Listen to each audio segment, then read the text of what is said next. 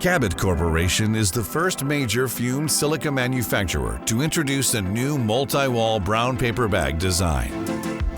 We are leading the way in sustainable packaging in our industry, demonstrating our ongoing commitment to reducing our environmental impact. At our plant in Rheinfelden, Germany, you see our state-of-the-art automated packaging facilities are using the new bag design. This technology is being implemented at our fumed silica manufacturing sites across the globe. Automation ensures cleanliness and accuracy to meet the high standards expected by the specialty chemicals industry.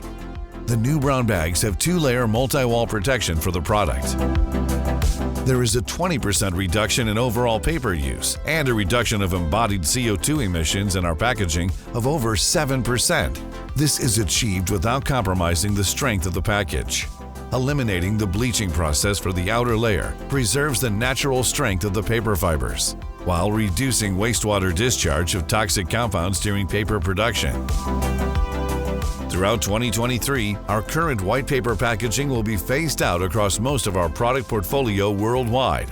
This change is the next milestone on our continuous journey to be a more sustainable manufacturer by reducing our environmental impact while maintaining high-performance standards for our customers.